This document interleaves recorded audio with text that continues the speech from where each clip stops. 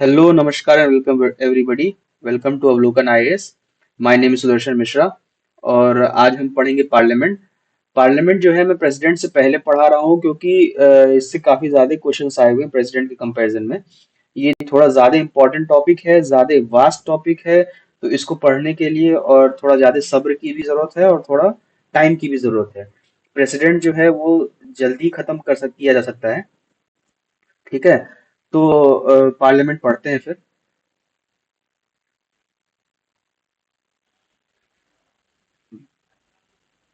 Sorry। Indian parliament जो है एक बहुत इंपॉर्टेंट ऑर्गन है इंडियन डेमोक्रेटिक पॉलिटिकल सिस्टम का। ये एक सेंट्रल पिलर समझो इसको। ठीक है, ये पार्लियामेंट्री फॉर्म ऑफ गवर्नमेंट को फॉलो करता है, जिसे वेस्टमिंस्टर मॉडल भी कहा जाता है। वेस्टमिंस्टर कहाँ? वेस्टमिंस्टर क्योंकि ब्रिटिश फॉर्म ऑफ पार्लियामेंट से कॉपी हुआ है, इसलिए इसको वेस्टमिंस्टर मॉडल भी कहते हैं। ठीक है, वेस्टमिंस्टर जगह है ब्रिटेन में। ठीक। फिर पार्लियामेंट के स्ट्रक्चर पे आते हैं। पार्लियामेंट जो है इंडियन कॉन्स्टिट्यूशन के आर्टिकल 79 से 122 पार्ट 5 तक, पार्ट 5 में कवर हुआ है। ठीक है, द यूनियन के हेडिंग से स्टार्ट हुआ ये पार्ट 5। ठीक। पार्ट 1 से पार्ट 4 ए तक मैंने पढ़ाया हुआ है और मैं एक बार रिपीट करता हूँ पार्ट 1 में क्या है। पार्ट 1 में यूनियन एंड इट्स टेरिटरीज है, आर्टिकल 1 से आर्टिकल 4 के बीच तक। फिर पार्ट 2 में सिटीजनशिप की बात की गई है, वो आर्टिकल 5 से 5 आर्टिकल 11 के बीच तक है। फिर पार्ट 3 में फंडामेंटल राइट्स के बारे में बात की गई है, जो आर्टिकल 12 से आर्टिकल 35 के बीच में है। फिर पार्ट 4 में directive principles of state policy की बात की गई है, जो आर्टिकल 36 से आर्टिकल 51 तक के बीच में है। फिर पार्ट 4 ए में फंडामेंटल ड्यूटीज की बात की गई है, जो हमने लास्ट लेक्चर में कवर किया था और जो कि पार्ट 4 ए में है। फिर उसके बाद आता है पार्ट 5। ठीक। अब पार्लियामेंट के जो है वो तीन पार्ट्स हैं। एक प्रेसिडेंट ऑफ इंडिया, दूसरा राज्यसभा यानी काउंसिल ऑफ, जिसको काउंसिल ऑफ स्टेट्स भी कहा जाता है या अपर हाउस कह लो। लोकसभा वो हाउस ऑफ पीपल भी कहा जाता है, उसको लोअर हाउस भी कहा जाता है। ठीक है। प्रेसिडेंट जो है वो किसी भी हाउस का मेंबर नहीं है, ना लोकसभा का मेंबर होता है ना राज्यसभा का मेंबर होता है। डिस्पाइट दिस, बावजूद इसके वो पार्लियामेंट का बहुत ही इंपॉर्टेंट पार्ट है। रीजन क्या है? क्योंकि कोई भी बिल जब इंट्रोड्यूस होता है लोकसभा या राज्यसभा में, वो बिल तब तक कंप्लीट नहीं माना जाता है, तब तक वो एक्ट के तौर पे नहीं माना जाएगा पूरा, जब तक प्रेसिडेंट के साइन ना हो जाए उस पे। तो प्रेसिडेंट इसलिए ज्यादा इंपॉर्टेंट हो जाता है, पार्लियामेंट का पार्ट इसलिए ज्यादा इंपॉर्टेंट पार्ट हो जाता है पार्लियामेंट का वो। ठीक है। उसके बाद जो है इसका हिंदी नेम जो है राज्यसभा और लोकसभा, वो 1954 में ऑफिशियली अडॉप्ट किया गया था। उससे पहले इसको अपर हाउस, सेकंड चैम्बर या हाउस ऑफ एल्डर्स कहा जाता था। उसके बाद फिर काउंसिल ऑफ स्टेट्स या हाउस ऑफ पीपल यही कहा जाता था। ठीक है। जो राज्यसभा है वो स्टेट्स और यूनियन टेरिटरीज को रिप्रेजेंट करता है और जो लोकसभा है वो पूरे देश की जनता का प्रतिनिधित्व करता है।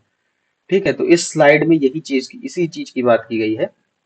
और ये सब डेटा फैक्ट इतना ही जरूरी है इस पार्लियामेंट अभी इस स्लाइड से, तो इसको इसका भी नोट्स बना लेना आप। अब आगे मूव करते हैं। कॉम्पोजिशन ऑफ राज्यसभा पे आते हैं। कॉम्पोजिशन ऑफ राज्यसभा में जो मैक्सिमम स्ट्रेंथ है राज्यसभा की वो 250 है, जिसमें से 238 इलेक्टेड और 12 नॉमिनेटेड बाय प्रेसिडेंट की बात की गई है। ठीक है, जिसमें से अभी 250 आउट ऑफ 250 मेंबर्स नहीं है। अभी प्रेजेंटली बस 245 मेंबर्स हैं, जिसमें से 225 यानी 225 स्टेट्स के हैं सीट, 8 यूनियन टेरिटरीज के हैं और 12 जो है वो नॉमिनेटेड वाला सेक्शन फुल चल रहा है अपना। ठीक है, 250 में से 225 और 8 ये आधे आधे चल रहे हैं। जब रिक्वायरमेंट होगी, जब डिलिमिटेशन होगा, और डिलिमिटेशन भी जैसे अभी तक 4 बार डिलिमिटेशन हो गया, अगर अगली बार जब 5वां डिलिमिटेशन होगा तो और मेंबर्स बढ़ेंगे, तो फिर 250, अभी फिलहाल के लिए 250 तक वो संख्या रीच कर जाएगी। और राज्यसभा के जो मेंबर्स, राज्यसभा एमपीज जो होते हैं वो इलेक्ट होते हैं एमएलए से। और कैसे इलेक्ट होते हैं? एक प्रोसेस है प्रोपोर्शनल रिप्रेजेंटेशन का, through single transferable vote system. ये क्या प्रोसेस है? ये पूरा प्रोसेस मैं अभी जब ये सारी स्लाइड समझा दूंगा उसके बाद फिर इसमें देखेंगे proportional representation through single transferable vote system है क्या। ठीक है। और जो अब आगे इसमें देखते हैं कि जो सीट्स एलोकेट होती हैं राज्यसभा में, वो on they are allocated on the basis of population, यानी स्टेट की कितनी पॉपुलेशन है उस हिसाब से सीट्स एलोकेट होती हैं राज्यसभा में। अगर ज्यादा पॉपुलस स्टेट है तो ज्यादा सीट्स एलोकेट होंगी। जैसे उत्तर प्रदेश, वो काफी पॉपुलर स्टेट है तो उसकी ज्यादा सीट्स हैं। ठीक है, और जैसे त्रिपुरा, वो कम पॉपुलर स्टेट है तो उसकी सीटें कम है राज्यसभा में। ठीक, ये तो कवर हो गया है। हाँ, रिप्रेजेंटेशन ऑफ यूनियन टेरिटरीज। चलो स्टेट्स में तो चलो ठीक है, विधानसभा है उनका, तो वहां पे एमएलए द्वारा राज्यसभा के मेंबर सिलेक्ट हो जाएंगे। लेकिन यूनियन टेरिटरीज का क्या, वहां पे तो नहीं है एमएलए, तो वहां कैसे? तो तीन यूनियन टेरिटरी में तो है एमएलए, तो वो तो उनके लिए इलेक्ट कर लेते हैं, और बाकी जहाँ पे नहीं है, ठीक है, वहां पे एक स्पेशल इलेक्टोरल कॉलेज कॉन्स्टिट्यूट किया जाता है इसके लिए कि राज्यसभा वहाँ के एमपीज, राज्यसभा एमपी सिलेक्ट किए जाए, इलेक्ट करके भेजे जाएं। ठीक है, और सेम प्रोसेस वहां पे भी होता है प्रोपोर्शनल रिप्रेजेंटेशन का, सिंगल ट्रांसफरेबल वोट सिस्टम का। और सिर्फ तीन यूनियन टेरिटरीज हैं राज्यसभा में जिनको रिप्रेजेंटेशन मिला है। तीनों के नाम बताओ आप क्या क्या है, ठीक है, आप कमेंट में लिख करके बताओ मुझे। जो और नॉमिनेटेड मेंबर जो है, 12 नॉमिनेटेड, जैसे मैंने बताया था, जो प्रेसिडेंट नॉमिनेट करता है, वो प्रेसिडेंट नॉमिनेट करता है कहाँ कहाँ से, ऐसे मन मर्जी से नहीं नॉमिनेट करता है, वो अलग अलग फील्ड से आए हुए होते हैं। कोई आर्ट से आया होता है, कोई लिटरेचर से आया होता है, कोई सोशल सर्विस से होता है। ये स्पेलिंग इग्नोर कर देना, सॉरी इसके लिए। वो अलग अलग फील्ड से आए हुआ होते हैं, ठीक है, तो वहां से नॉमिनेट किए जाते हैं ताकि कि उन फील्ड्स के मेंबर्स को, उन फील्ड के नोटेबल पर्सन्स भी तरीके से रिप्रेजेंट करें उन फील्ड को, और उस फील्ड का भी की भी बात हो पार्लियामेंट में। ठीक है, तो ये हो गया कंपोजिशन ऑफ राज्यसभा। फिर कंपोजिशन ऑफ लोकसभा पे आते हैं। लोकसभा का जो मैक्सिमम स्ट्रेंथ फिक्स हुआ है 550, ठीक है, और 5, जिसमें से 530 स्टेट्स और 20 यूनियन टेरिटरीज के लिए, जिसमें से करंटली अभी सिर्फ 545 स्टेट्स का 545 सीट्स ही ऑक्यूपाइड हैं, 5 सीट्स अभी भी खाली हैं। जिसमें से 545 में से 524 स्टेट्स के लिए और 19 यूनियन टेरिटरीज के लिए सीट्स हैं। इसमें जो स्टेट्स का रिप्रेजेंटेशन होता है वो डायरेक्टली इलेक्ट करते हैं लोग, डायरेक्टली खुद अपने एमपी चुनते हैं। जैसे अभी सांसद का चुनाव हुआ था ना, जिसमें लोकसभा का, तो वो यूनिवर्सल एडल्ट फ्रेंचाइज जो आपने वोट किया था, वो प्रोसेस को आपने जो अपनी एक्सरसाइज, जो अपनी राइट एक्सरसाइज की थी, उस राइट का नाम यूनिवर्सल एडल्ट फ्रेंचाइज है। यानी सभी को, जितने भी लीगली अलाउड है वोट करने के लिए, 18 साल से ऊपर, और कोई अगर उनके ऊपर कोई केस नहीं चल रहा, क्रिमिनल केस, या जिससे, या फिर कुछ ऐसा जिससे उनको डिबार किया गया हो वोटिंग करने से, ऐसा नहीं चल रहा है, और तो और वो वोट करते हैं, तो उस प्रोसेस को, पूरी प्रक्रिया को यूनिवर्सल फ्रेंचाइज कहते हैं, ठीक है, वोटिंग का। तो अभी लास्ट मार्च अप्रैल में जो इलेक्शन हुआ था, मार्च अप्रैल मई में, जून में इसका, मई में जब रिजल्ट आया था जिसका, मई या जून में, तो वो पूरा जो था वो लोकसभा के ही एमपीज को इलेक्ट करने का प्रोसेस था। ठीक है, तो वो तो याद भी होगा आप लोगों को। फिर जो यूनियन टेरिटरीज का जो रिप्रेजेंटेशन है, तो यूनियन टेरिटरीज के भी रिप्रेजेंटेशन के लिए भी एक अलग से एक्ट बनाया गया था। कॉन्स्टिट्यूशन ने पार्लियामेंट को ऐसा एक्ट बनाने के लिए एम्पावर किया है, जिससे जो यूनियन टेरिटरीज हैं वो अपने रिप्रेजेंटेटिव्स चुन सकें। ठीक है, तो ये एक्ट याद करने की जरूरत नहीं है, बस एक बार ध्यान रखना कि union territories direct election to house of people act 1956 जो है, वो पास किया था पार्लियामेंट ने 1956 में, जिससे एमपीज लोकसभा के लिए यूनियन टेरिटरीज से चूज किए जा सके। ठीक है, यूनियन टेरिटरीज में भी नॉमिनेटेड मेंबर्स का चलन था वो, लेकिन 2020 में डिसकंटिन्यू हो गया। उससे पहले जो था एंग्लो इंडियन कम्युनिटी से लोग चूज किए थे। एंग्लो इंडियन क्या, जो ब्रिटिश और इंडियन पेरेंट्स के एमलगमेशन से, यानी उनके शादी करने से जो बच्चे पैदा हुए थे, तो उन बच्चों को एंग्लो इंडियन कहा जाता था। ठीक है, तो उनकी मेंबर्स की, उनकी कम्युनिटी का प्रॉपर रिप्रेजेंटेशन हो, इसलिए 1960s में उनके लिए नॉमिनेशन का प्रावधान रखा गया कि भाई इनके भी मेंबर, ये इनकी भी बात सुनी जाए पार्लियामेंट में। इसलिए दो मेंबर्स को नॉमिनेट करने का प्रावधान रखा गया था, लेकिन 2020 के बाद, 2019 और 20 में फिर इसको डिसकंटिन्यू कर दिया गया, क्योंकि इंडियन गवर्नमेंट को लगा, और गवर्नमेंट पार्लियामेंट को भी लगा कि ये इनके अभी काफी एसिमिलेट हो चुके हैं इंडियन कल्चर में, तो अलग से इनके लिए कोई प्रावधान करने की अब जरूरत नहीं है। ये अब इंडियन मासेस का हिस्सा है, तो इसीलिए ये नॉमिनेशन हट चुका है, अब नॉमिनेट नहीं करते हैं, अब 2 मेंबर्स का नॉमिनेशन 2020 से डिसकंटिन्यू हो गया। ये इंपॉर्टेंट फैक्ट है, इसको याद रखना आपकी तो किस साल से डिसकंटिन्यू हुआ है member। अब ये क्वेश्चन जो है हम अभी बाद में देखेंगे, पहले आपको सिंगल ट्रांसफरेबल वोट सिस्टम का कॉन्सेप्ट में समझा देता हूँ। ये जरूरी कॉन्सेप्ट है, इसको एक अच्छे से समझना ध्यान से, ठीक है। और क्योंकि ये जो सेम प्रोसेस है, ये प्रेसिडेंट के इलेक्शन में भी सेम प्रोसेस इस्तेमाल होता है, ठीक। और जहां जिसको ना समझ में आए वो कमेंट में लिख देना टाइम स्टैम्प लगा करके। और पहले तो एक बार खुद से ही समझना, दोबारा फिर से वीडियो पे जा करके। अगर उसके बाद भी ना समझ में आए तो वो टाइम स्टैम्प लगा के लिख देना कि यहाँ से मुझे नहीं समझ में आया। फिर अगर ज्यादा लोग रहेंगे तो मैं बता दूंगा, फिर से एक वीडियो बना दूंगा उस टाइम वहां से, कि क्लियरली आपको और क्लियर हो जाएगी चीजें।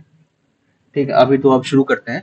System of proportional representation through single transferable vote system.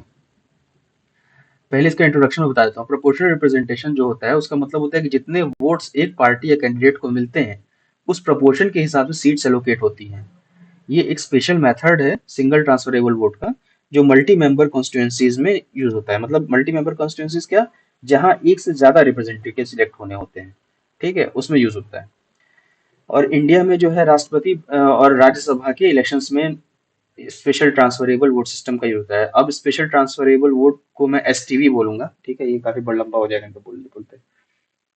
तो एसटीवी का जो बेसिक कॉन्सेप्ट है, एसटीवी एक रैंक्ड वोटिंग सिस्टम है। रैंक्ड वोटिंग सिस्टम अभी समझा रहा हूँ मैं, जिसमें वोटर्स अपनी पसंद के मल्टीपल कैंडिडेट्स को प्रायोरिटी ऑर्डर में रैंक करते हैं। समझे?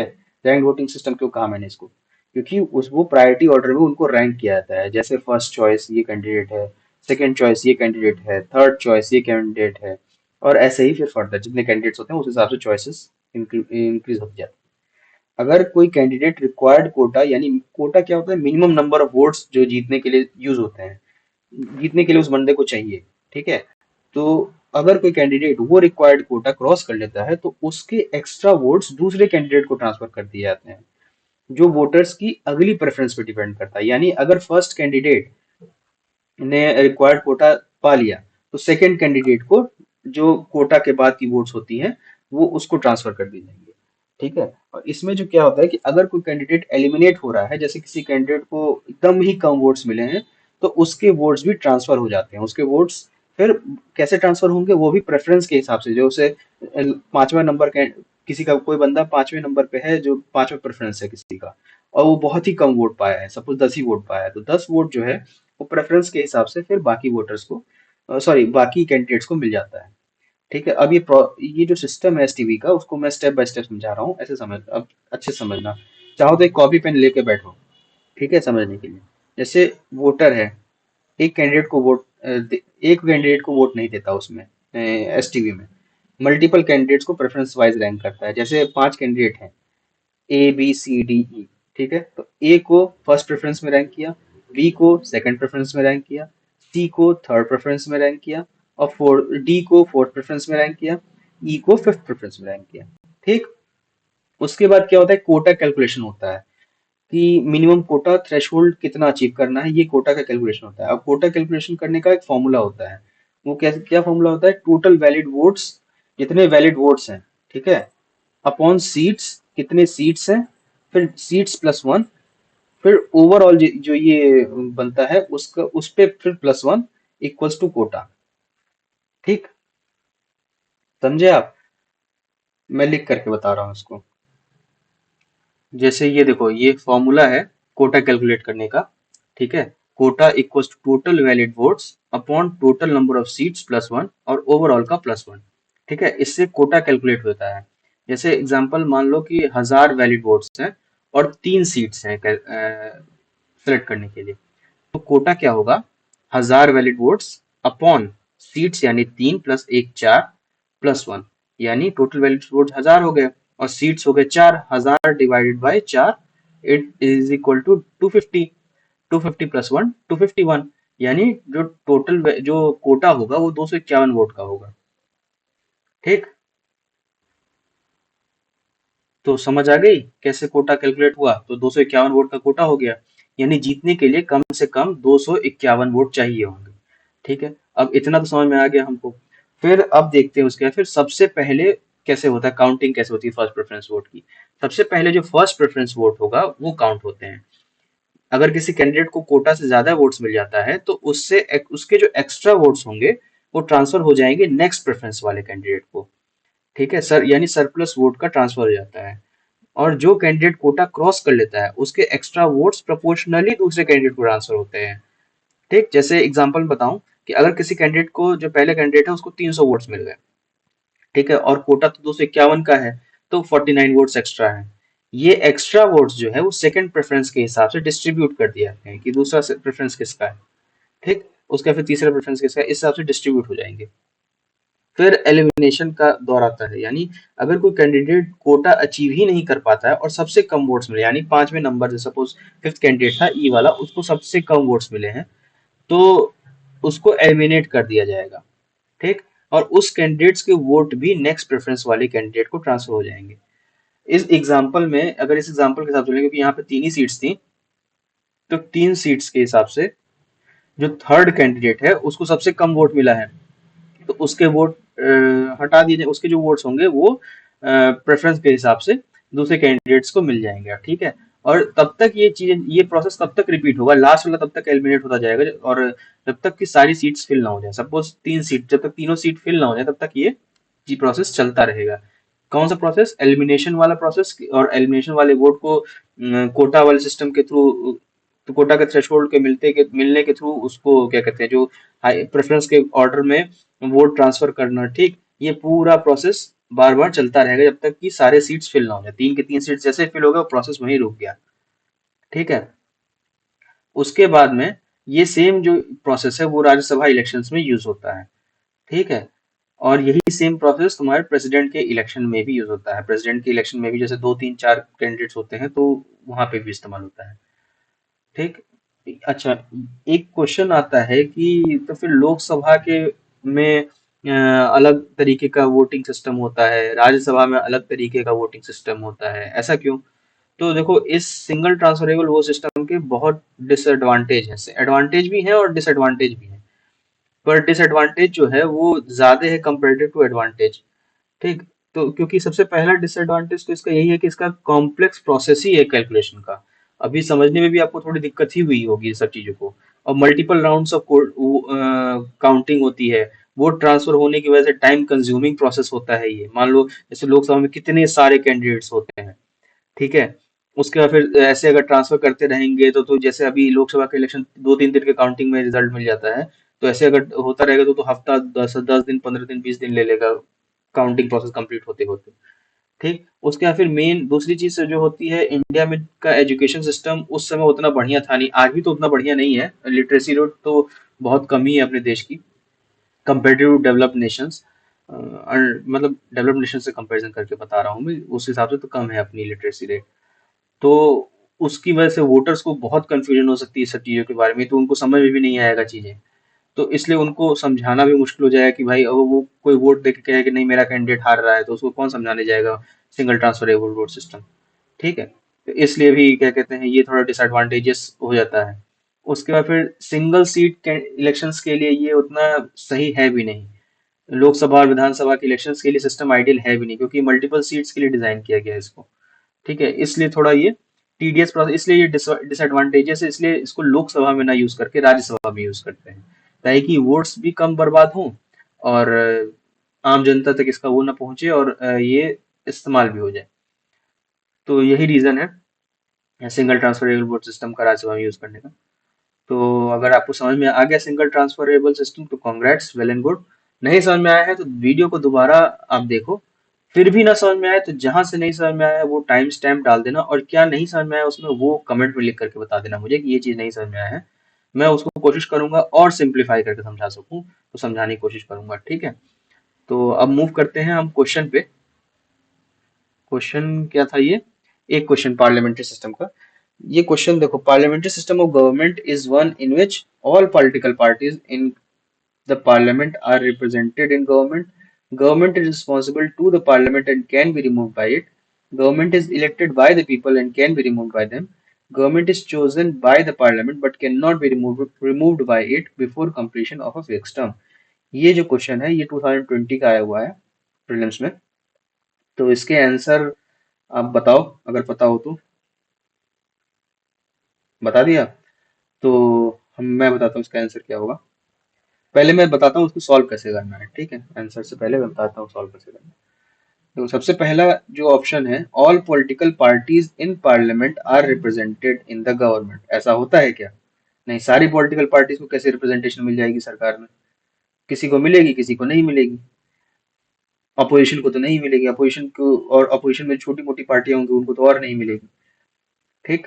तो ये स्टेटमेंट रॉन्ग हो जाता है अपना। पहला स्टेटमेंट रॉन्ग हो गया। अब बचे अपने पास तीन। अगले स्टेटमेंट पे आते हैं। The government is responsible to the parliament and can be removed by it. हाँ भाई, ये तो हो सकता है, क्यों नहीं। रिस्पॉन्सिबल तो होती है पार्लियामेंट की तरफ, और पार्लियामेंट उसको हटा भी सकती है। हाँ चलो ठीक है, इसको रखते हैं अलग से। फिर the government is elected by the people and can be remove by them. Government is elected by the people, यही बात सही है। रिमूव बाय देम, हाँ ठीक है, इनडायरेक्टली तो हटा ही सकते हैं, चलो इसको भी रखते हैं। फिर अगला स्टेटमेंट है, the government is chosen by the parliament but can not B remove bye it before completion of a fix term. नहीं, ऐसा कहाँ होता है? हटा क्यों नहीं सकते हैं? Government is chosen by parliament. Government कब से इस chosen by parliament can not be remove, ऐसे कैसे हटा नहीं सकते? सरकार को तो हटा ही सकते हैं। जैसे बहुत सारी सरकारें टूट नहीं जाती हैं, तो हटा तो सकते ही हैं। तो ये स्टेटमेंट गया, यानी अपने पास बचा क्या, बी और सी। अब फिर से वापस बी पे आते हैं। The government is responsible to the parliament and can be remove by it. सही बात है। The government is elected by the people and can be remove by them. लेकिन ये इंडिया के कॉन्टेक्स्ट में वैलिड है क्या? नहीं वैलिड है। लोग सरकार हटा सकते हैं? नहीं, वो एमपीज का काम है। तो इलेक्टेड बाय द पीपल ये तो सही है, लेकिन लोग तो नहीं हटा सकते। तो ये स्टेटमेंट गलत जाता है, इसका आंसर होगा बी। ठीक है। तो ऐसा टॉपिक हम पढ़ेंगे। उससे पहले ड्यूरेशन क्या है दोनों हाउसेस का। ठीक है। सबसे पहले राज्यसभा को देखते हैं। राज्यसभा जो है, जो पहली बार 1952 में बनी थी, ये एक ऐसी असेंबली है जो कभी खत्म नहीं होती है। खत्म क्यों नहीं होती है? क्योंकि ये डिसॉल्व नहीं किया जा सकता इसको। ये हर 2 साल बाद इसके 1/3 मेंबर रिटायर हो जाते हैं, और 2/3 हमेशा ही रहते हैं। ठीक है। जैसे 1/3 2 साल बाद एक रिटायर, 2 साल बाद एक लॉट 1/3 का रिटायर हुआ। फिर अगले 2 साल बाद फिर 1/3 एक लॉट का रिटायर हुआ। फिर उसके अगले 2 साल बाद 1/3 रिटायर हुआ। और लेकिन 2/3 हर बार रह रहे हैं, सिर्फ 1/3 ही रिटायर हो रहे हैं, तो इसलिए ये कंटिन्यूइंग बॉडी कहा जाता है इसको। ठीक है। या परमानेंट बॉडी भी कहा जाता है। तो ये हमेशा कंटिन्यू रहती है, इसीलिए इस ये एक परमानेंट बॉडी है। ठीक। और इसके जो इलेक्शंस होते हैं, जो फ्रेश इलेक्शंस होते हैं, जो सीट जो 1/3 रिटायर होते हैं, वो जो फ्रेश इलेक्शंस होते हैं उनके उन सीट्स के लिए, उसे वो प्रेसिडेंशियल नॉमिनेशन के थ्रू या हर हर तीसरे साल के शुरुआत में उसको फिल कर दिया जाता है। ठीक। और रिटायर होने वाले मेंबर्स जो होते हैं वो दोबारा इलेक्शन या नॉमिनेशन के लिए एलिजिबल होते हैं। और ये प्रोसेस वो कितनी बार भी रिपीट हो सकती है। मतलब ऐसा नहीं है कि आपने 2 बार सीट पा ली, या फिर 2 बार आप मेंबर बन चुके हो राज्यसभा के, तीसरी बार नहीं बन सकते, या 3 बार बन चुके हो तो चौथी बार नहीं बन सकते, तो ऐसा कुछ नहीं है। वो कंटिन्यूअस, मतलब वो बन सकते हैं चाहे जितनी बार भी हो, जितनी बार भी उनका नॉमिनेशन हो, या फिर चाहे जितनी बार भी वो इलेक्ट हो जाए। ठीक। और राज्यसभा में मेंबर्स इलेक्ट कैसे होते हैं वो मैंने लास्ट लेक्चर में समझा दिया था, स्पेशल ट्रांसफरेबल वोट के थ्रू। ठीक है। वो प्रोसेस क्या है वो भी मैंने समझा दिया था। जिनको नहीं समझ में आया था लास्ट लेक्चर में, वो एक बार फिर से उस वीडियो को देखो। अगर नहीं समझ में आता है, फिर भी नहीं समझ में आता है, तो आप कमेंट में डालना कि नहीं समझ में आया, तो मैं समझाऊंगा। ठीक है। फिर से समझा दूंगा मैं एक छोटा सा, और उसको और बढ़िया तरीके से। ठीक। तो वही लिखा हुआ है इसमें, first constituted in 1952 and it's a continuing chamber या permanent body. Term of office of members is not fixed by constitution. हाँ, कॉन्स्टिट्यूशन जो है राज्यसभा के मेंबर्स का टर्म उसने फिक्स नहीं किया है, और इसको पार्लियामेंट पे छोड़ दिया है। तो ये स्टेटमेंट काफी इंपॉर्टेंट स्टेटमेंट है। ये स्टेटमेंट आपको ध्यान रखना पड़ेगा, क्योंकि ये यूपीएससी में अगर स्टेटमेंट वाइज अगर क्वेश्चन आएगा तो इसमें कंफ्यूज किया जा सकता है कि term of office is fixed by constitution of India. ठीक है। तो कॉन्स्टिट्यूशन नहीं फिक्स किया है, और इसको पार्लियामेंट के ऊपर छोड़ दिया है कि आप डिसाइड करो कि क्या उनका टर्म रहेगा। ठीक है। तो पार्लियामेंट ने इसी के डिसीजन के लिए ही रिप्रेजेंटेशन ऑफ पीपल एक्ट 1951 में बनाया। ठीक है। और उसमें ये प्रोविजन दिया कि राज्यसभा के मेंबर्स का टर्म 6 साल का होगा। तो जो 6 साल का जो टर्म का प्रोविजन है, वो कॉन्स्टिट्यूशन के थ्रू नहीं दिया गया है, वो रिप्रेजेंटेशन ऑफ पीपल्स एक्ट के थ्रू दिया गया है। ठीक। और इस एक्ट के थ्रू जो है, इंडिया के प्रेसिडेंट को ये पावर भी दी गई है कि पहली राज्यसभा के मेंबर्स का टर्म छोटा कर सकते हैं। जैसे पहली बैच में, और जैसे पहली बैच में जो राज्यसभा के मेंबर्स का टर्म था, उसको चाहे तो प्रेसिडेंट 5 साल कर सकते थे, चाहे तो 6 साल, चाहे तो 7 साल, या फिर चाहे तो 4 साल, या चाहे तो 3 साल, ठीक है। लेकिन हुआ क्या था, पहली राज्यसभा में पहले बैच में लॉटरी के थ्रू ये डिसाइड किया गया था कि कौन रिटायर होगा। साथ ही प्रेसिडेंट को ये अथॉरिटी भी दी गई रिप्रेजेंटेशन ऑफ पीपल्स एक्ट में 1951 में, कि राज्यसभा के मेंबर्स को रिटायरमेंट का ऑर्डर तैयार कर सके, ठीक है, राज्यसभा मेंबर्स को रिटायर कर सके, ये अथॉरिटी भी प्रेसिडेंट के पास है। प्रेसिडेंट के अलावा भी लोगों के पास है, लेकिन प्रेसिडेंट के पास भी है। ठीक। अब उसके बाद फिर लोकसभा के पास आते हैं। तो जो कि राज्यसभा का अपोजिट लोकसभा एक कॉन्टिन्यूइंग चैम्बर है। ठीक है, इसका नॉर्मल टर्म 5 साल का होता है, और जनरल इलेक्शंस के बाद पहली मीटिंग से शुरू होकर 5 साल पूरे होने तक ये और कंटिन्यू रहता है। उससे पहले भी डिसॉल्व किया जा सकता है, लेकिन उससे पहले डिसॉल्व करने के लिए की पावर प्रेसिडेंट के पास होती है। ठीक, वो लोकसभा को 5 साल से पहले भी डिसॉल्व कर सकते हैं। और एक और चीज, इस डिसीजन को कोर्ट में चैलेंज भी नहीं किया जा सकता। मतलब ये सब्जेक्ट ऑफ जुडिशियल रिव्यू नहीं है, dissolving of parliament before 5 years, वो 5 साल से पहले डिसॉल्व करना पार्लियामेंट का, ये जुडिशियल रिव्यू के अंतर्गत नहीं आता है। ऐसा क्यों? क्योंकि प्रेसिडेंट जो है first citizen of the country है। ठीक है, वो सबसे हाईएस्ट अथॉरिटी है इस कंट्री का। ठीक, भले नॉमिनल अथॉरिटी हो, पर सबसे हाईएस्ट वही है। तो अगर उसका बनाया हुआ ही वो उसने डिसॉल्व किया, फिर बाद में सुप्रीम उससे नीचे वाली बॉडी यानी सुप्रीम कोर्ट वो कह दे कि नहीं नहीं, ये प्रेसिडेंट ने गलत डिसीजन ले लिया था, तो फिर ये बात प्रेसिडेंट के प्रेस्टीज के लिए भी सही नहीं है। तो इसलिए प्रेसिडेंट के इस डिसीजन को, कि लोकसभा को 5 साल से पहले क्यों डिसॉल्व कर दिया, ये डिसीजन कोर्ट में चैलेंज नहीं होता है। ठीक है, और साथ ही एक और चीज, नेशनल इमरजेंसी के टाइम पर लोकसभा का टर्म एक्सटेंड भी किया जा सकता है पार्लियामेंट के लॉ के थ्रू 1 साल के लिए, लेकिन ये एक्सटेंशन इमरजेंसी खत्म होने के 6 महीने से ज्यादा नहीं हो सकती। यानी अगर पार्लियामेंट अगर लॉ बना करके एक बार के लिए 1 साल में वो एक्सटेंड कर सकता है, और ऐसे कई बार ये कर सकता है, जैसे मतलब इमरजेंसी चल रही है 1 साल के लिए, टेन्योर पार्लियामेंट खत्म हो गया सर, मान लो 4.5 साल में इमरजेंसी लगा दी। ठीक, और 6 महीने बाद टेन्योर खत्म होना है, तो पार्लियामेंट ने उसी समय लॉ निकाल दिया कि नहीं, इमरजेंसी और चलेगी, तो 1 साल के लिए उसका टेन्योर बढ़ गया। ठीक, फिर जैसे ही वो 1 साल खत्म होगा, तो अगर पार्लियामेंट फिर से लॉ बनाना पड़ेगा, तब जाके उसका टेन्योर 1 साल और चलेगा, मतलब लोकसभा का टेन्योर और चलेगा, पार्लियामेंट नहीं, लोकसभा का टेन्योर और चलेगा। ठीक है, लेकिन अगर इमरजेंसी खत्म हो जाती है, जब जैसे ही इमरजेंसी खत्म होती है, तो उसके बाद ये नहीं कि जैसे अब ये 1 साल का टेन्योर बना लिया, सपोजिंग कि सपोज 2000 नहीं, 1975 का ही टाइम लेते हैं। सपोज 1976 में जब इमरजेंसी चल रही थी, और उसको रिवोक होना था 1976 में, सपोजिंग, ये हाइपोथेटिकल सिचुएशन है, ऐसा हुआ नहीं था। सपोजिंग उसको 1976 में इमरजेंसी का जो लॉ बनाया लोकसभा ने, कि 1976 जनवरी में लॉ बनाया कि ये इमरजेंसी 1 साल और चलेगी। ठीक, लेकिन कंडीशन सुधर गए, सब कुछ बढ़िया फरवरी में ही हो गया। जनवरी में बनाया था कि नहीं 1 साल चलेगा, लेकिन फरवरी में सारे कंडीशंस बढ़िया कर दिए कि सब कुछ बढ़िया हो गया।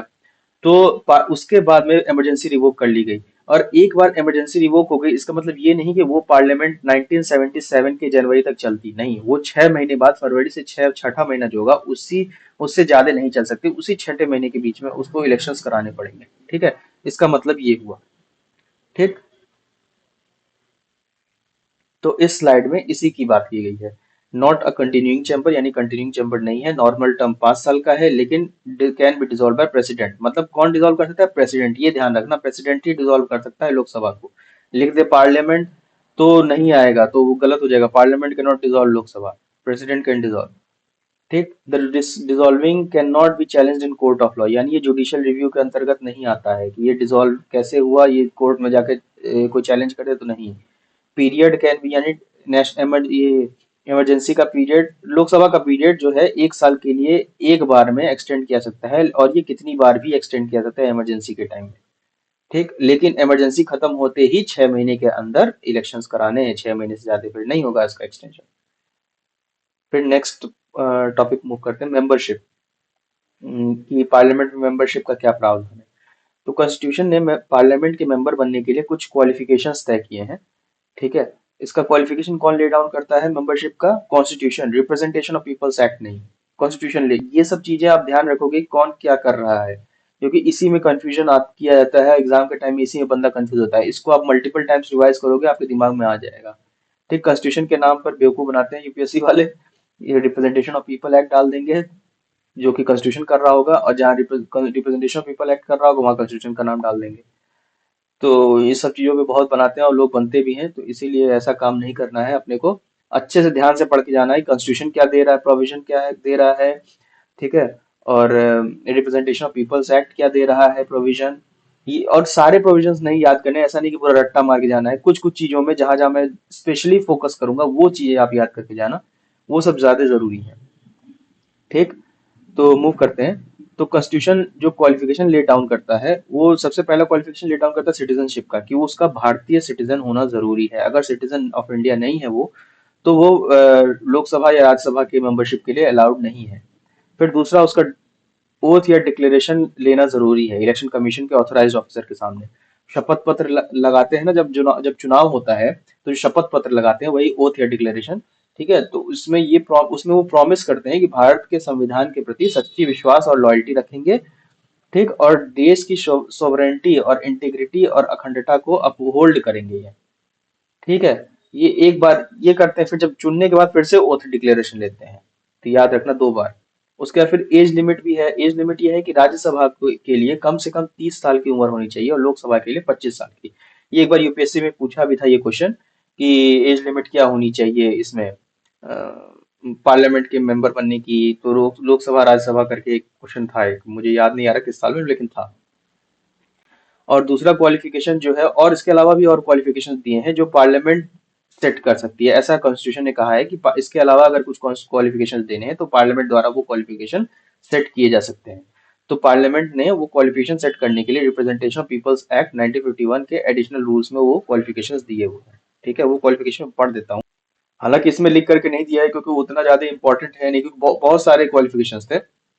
उतना सारे इंपॉर्टेंट है नहीं, जो जरूरी है बस उतना ही है। ठीक है, सबसे पहला ये है कि लोकसभा या राज्यसभा के कैंडिडेट किसी भी पार्लियामेंट्री कॉन्स्टिट्यूशन कॉन्स्टिट्यूएंसी के रजिस्टर्ड होने चाहिए। ऐसा जरूरी नहीं है कि मतलब जहां से इलेक्शन लड़ रहे हैं वहीं रजिस्टर्ड हो, कहीं बाहर से भी रजिस्टर्ड हो सकते हैं, किसी और कॉन्स्टिट्यूशन कॉन्स्टिट्यूएंसी में भी रजिस्टर्ड हो सकते हैं, लेकिन रजिस्टर्ड होने चाहिए।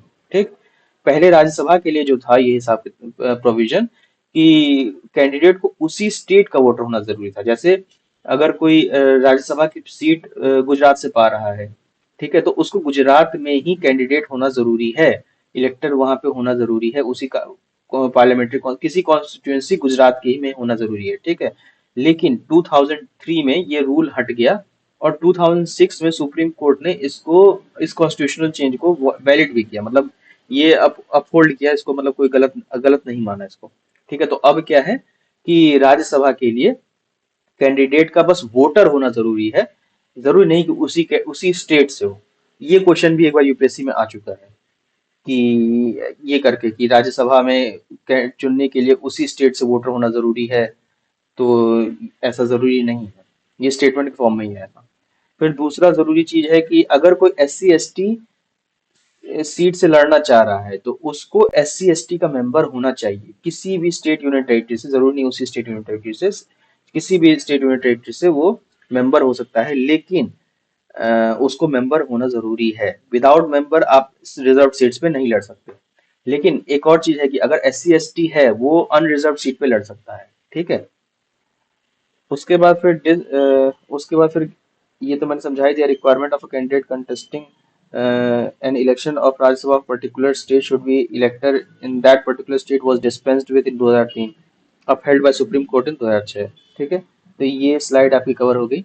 अब नेक्स्ट स्लाइड में मूव करते हैं डिस्क्वालिफिकेशन, कि हटाने का, उनको डिस्क्वालीफाई करने का, निलंबित करने का क्या नियम है। तो इसके कई सारे ग्राउंड्स हैं। कोई भी, ये कॉन्स्टिट्यूशन के अकॉर्डिंग मैं बता रहा हूँ कुछ ग्राउंड्स, और कुछ grounds representation of people act के थ्रू हैं, कुछ अलग अलग प्रोविजंस दिए हुए हैं उसके थ्रू हैं। ठीक है, तो डिस्क्वालिफिकेशन के कॉन्स्टिट्यूशन के अकॉर्डिंग जो ग्राउंड है कि वो ऑफिस ऑफ प्रॉफिट नहीं होल्ड करना चाहिए। ठीक है, गवर्नमेंट की कोई भी ऑफिस ऑफ प्रॉफिट होल्ड करता हो तो वो अलाउड नहीं है। तो उस केस में अगर ऑफिस ऑफ प्रॉफिट होल्ड कर रहा है तो डिस्क्वालीफाई हो जाएगा। वो अनसाउंड माइंड का नहीं होना चाहिए, यानी पागल टाइप का नहीं होना चाहिए। पागल नहीं होना चाहिए कि कुछ भी बड़बड़ कर रहा हो, या फिर वैसा पागल होगा तो कैसे ही नियम कानून बनाएगा आपके लिए। ठीक है, इंसॉल्वेंट नहीं होना चाहिए, बैंकरप्ट नहीं होना चाहिए। ठीक, मतलब बिल्कुल ही ठन-ठन गोपाल या कंगाल ना हो, क्योंकि एकदम कंगाल ठन-ठन गोपाल होगा तो फिर वो अपना ही खजाना भरने के चक्कर में रहेगा, फिर वो जनता की क्या सेवा करेगा। हालांकि अभी इस पे कुछ कमेंट नहीं कर सकते, आप लोग समझ ही गए होंगे। फॉरेन सिटीजनशिप नहीं होनी चाहिए। फॉरेन कंट्री का सिटीजन या फॉरेन स्टेट के प्रति लॉयल्टी अगर दिखाए तो भी उसको हटा देना चाहिए, हटा देना होगा। ये भी कॉन्स्टिट्यूशन ने कहा है। और फिर अगला एक बताया है कि अगर पार्लियामेंट कोई लॉ बनाए जिसके अंदर डिस्क्वालिफिकेशन का हो तो वो भी वैलिड होगा।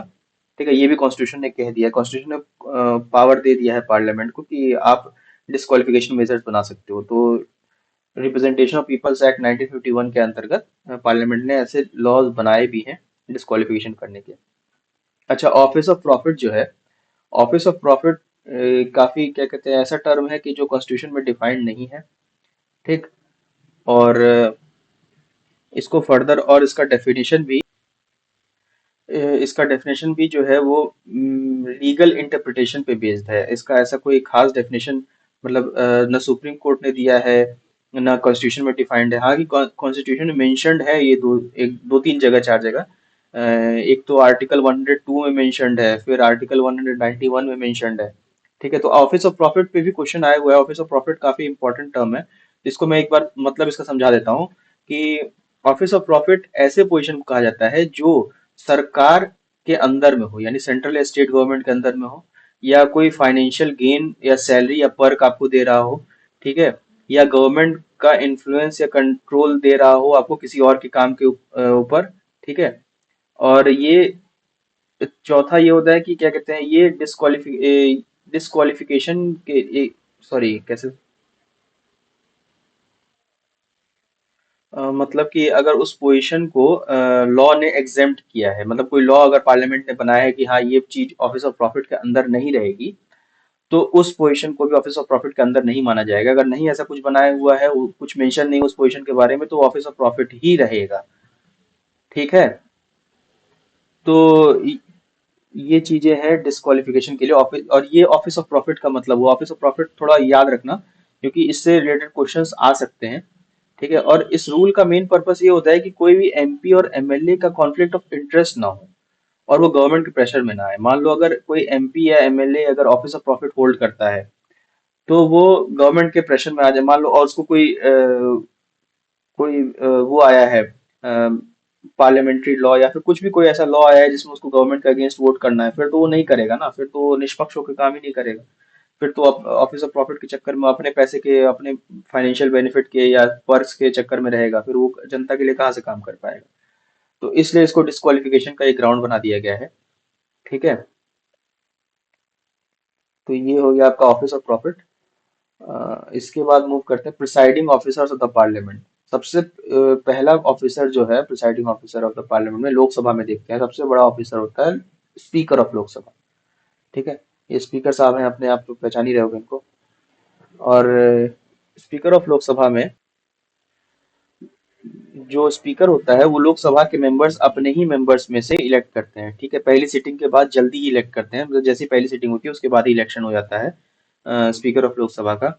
और स्पीकर की सीट खाली होने पर नया मेंबर इलेक्ट किया जाता है। ठीक, और इलेक्शन की डेट जो है प्रेसिडेंट फिक्स करता है। इलेक्शन स्पीकर के इलेक्शन की डेट कौन फिक्स करता है? प्रेसिडेंट।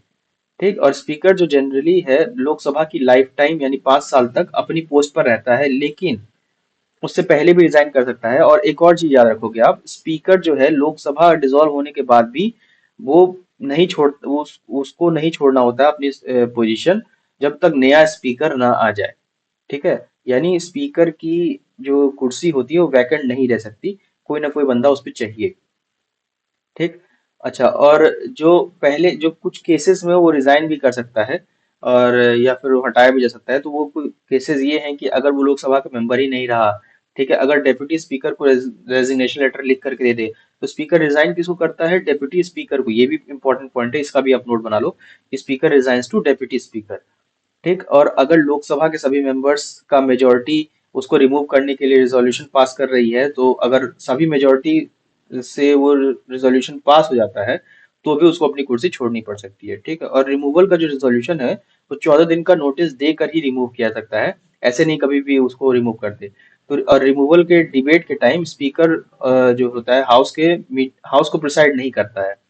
लेकिन उस डिबेट में हिस्सा ले सकता है। ठीक है, और डिबेट में वो हिस्सा ले सकता है, फिर वोटिंग में वोट भी कर सकता है।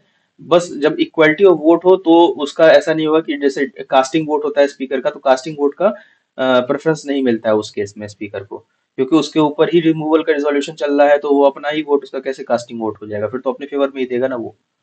ठीक। उसके बाद में फिर सैलरीज और अलाउंसेस जो है उतना इंपॉर्टेंट टॉपिक है नहीं, तो मैं उसे छोड़ देता हूँ। बस इतना याद रखो कि सैलरीज और अलाउंसेस जो है इंडिया, जो स्पीकर का है वो कंसोलिडेटेड फंड ऑफ इंडिया से उसको मिलता है। उससे ज्यादा जानने की जरूरत नहीं है, कितना पैसा मिलता है, 1,25,000 या 1 लाख या 2.5 लाख या 3 लाख, वो सब जानने की जरूरत नहीं है। आप चाहो तो अपनी स्वेच्छा के लिए पढ़ सकते हो, लेकिन उतना जरूरी है नहीं वो। ठीक है।